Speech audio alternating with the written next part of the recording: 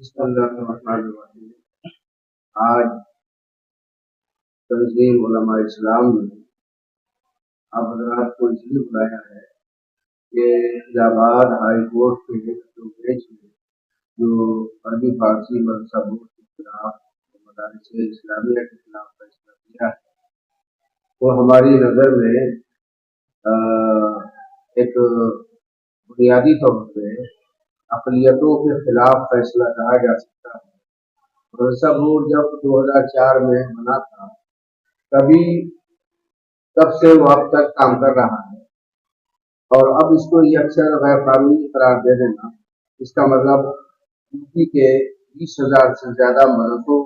پر گاج گرانے کے مترادف ہے۔ جو مدارس مدرسہ بورڈ سے مانیتا پراپت ہیں وہ بھی زمین پہ چلے گئے، اور جب مدرسہ بورڈ ہی نہیں رہا تو اس سے مانیتا پراپت ادارے جو ہیں وہ اپنے آپ ان کی مانیتا ختم ہو جائیں گے۔ تو گویا کہ تمام مدارس کو غیر قانونی قرار دینے کی شروعات کی گئی ہے، اور ہمیں افسوس یہ ہے کہ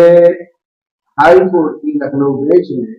مسلم پکش کو پورے طور پہ سنے بغیر، موقع دیے بغیر فیصلہ محفوظ کر لیا، اور تقریباً فیصلہ محفوظ ہونے کے 40-45 دن کے بعد اچانک یہ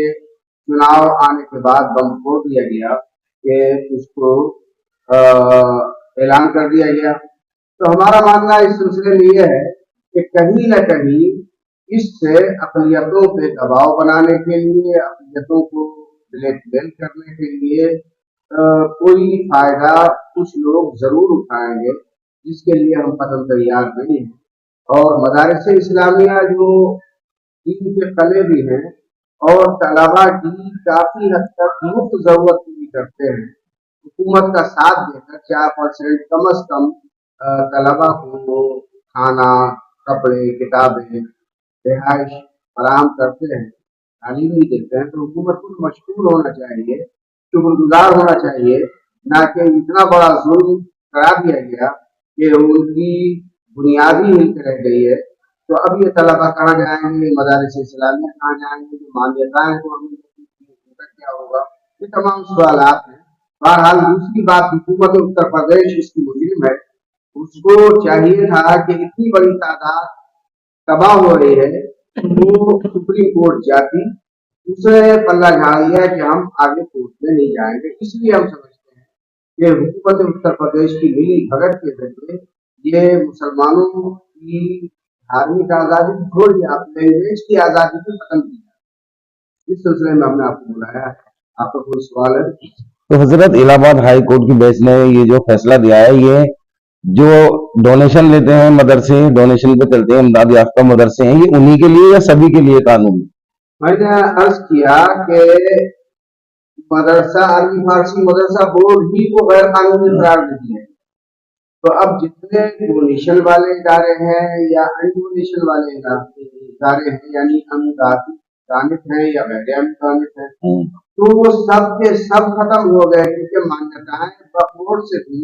مدرسہ بورڈ سے بھی مدرسہ بورڈ ہی غیر قانونی قرار پایا، تو اس کے متعلق تمام دستاویز اپنے آپ کالعدم قرار دیے جائیں گے اور وہ غیر قانونی ہو جائیں گے۔ جو لوگ یہ سوچ رہے ہیں کہ 560 مدرسے جن کو گورنمنٹ انجام دیتی ہے انہی پر سنکٹ کے بادل مٹا رہے ہیں، تو وہ غلط فہمی کا شکار ہیں۔ وہ مدرسے بھی اسی کے ضمن میں ہیں جو غیر انوشاست ہیں یا غیر مانیتا پراپت ہیں، اور دوسری اور مشکلات کھڑی ہو جائیں گی، اس لیے کہ وہ غیر قانونی قرار پائیں گے، تو حکومت ان پہ کارروائی کرے گی کہ یہ غیر قانونی سنستھان ہے، اور ان پہ انہوں نے اعلان بھی کیا تھا پہلے کہ ہم پر ڈے جرمانہ بھی کریں گے، نہیں مانیں گے۔ اچھا، لگاتار دیکھ لیں مدرسوں میں شکشا کا بھی کہیں نہ کہیں ایک پختہ انتظام کیا جاتا ہے، تو اگر سبھی مدرسوں کے لیے یہ ایکٹ لاگو کیا جائے گا تو مدرسے کس طرح سے شکشا پردان کر پائیں گے؟ اب ہندوستان میں مذہبی آزادی، زبان کی آزادی یہ تو ہے، اب اس کا گلا محسوس کے آپ ماڈرن ایجوکیشن ہی سب پر لاگو کر دیں گے تو ظاہر سی بات ہے کہ یہ تو مذہبی آزادی کے خلاف ہوگا، لینگویج کی آزادی کے خلاف ہوگا۔ हिंदुस्तान को आजाद हुए 75 साल से ज्यादा हो गए। जी हम अंग्रेजी आज भी पढ़ा रहे हैं, जर्मन लैंग्वेज पढ़ा रहे हैं, डच लैंग्वेज पढ़ा रहे हैं, फ्रांसीसी लैंग्वेज पढ़ा रहे हैं, चाइनीज रशियन लैंग्वेज पढ़ा रहे हैं। तो अगर यही ही लैंग्वेज की बुनियाद पे अरबी, फारसी, उर्दू लैंग्वेज भी अगर पढ़ाई जाएगी तो कौन सी कयामत आ जाएगी। और सेंट्रल गवर्नमेंट इसकी इजाजत देती है।